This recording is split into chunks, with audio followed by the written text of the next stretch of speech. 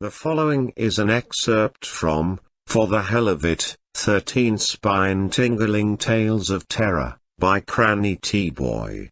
Only a handful of copies were ever produced, and some believe an original and complete copy of the collection no longer exists.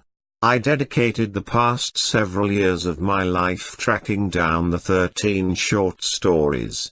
My quest led me across all 7 continents until now. Finally, I present to you an audio reading of each of the 13 tales. Be warned.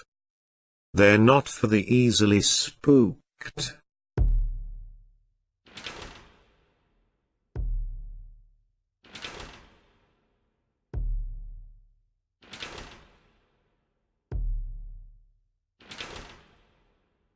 A warlock granted me the sight to see my last moment on Earth.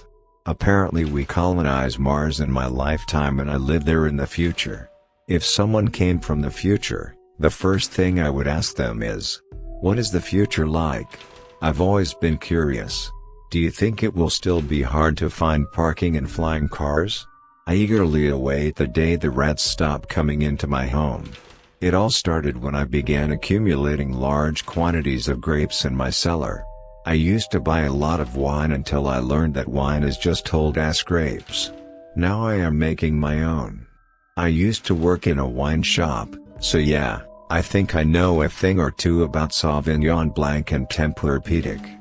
Not to mention Peanuts Grigio and Charlemagne. Delicious old grape water. I'm going down to my cellar now.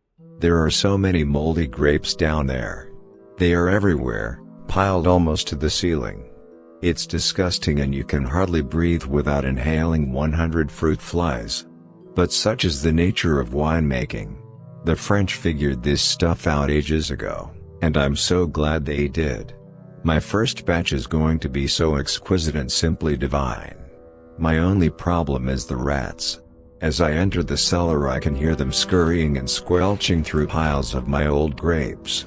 I make as much noise as I can in hopes of scaring them off. Today is the day I squeeze my first glass. I keep it pitch black in the cellar, an old vintner's trick that helps to intensify the flavor of the grapes.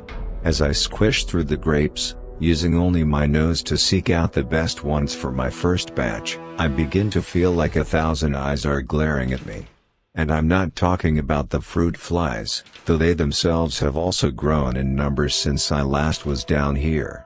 The air in my cellar is incredibly warm and humid so as to bring out the natural tannins present in the grapes. I can't help but to cough and wheeze, which is not only bad for the wine, but also agitates the rats. The ones surrounding me now. They're angry, I can tell. A squeal echoes from one corner of the cellar, and then to another. I laugh because I'm thinking about how drunk these rats probably are from all these moldy grapes.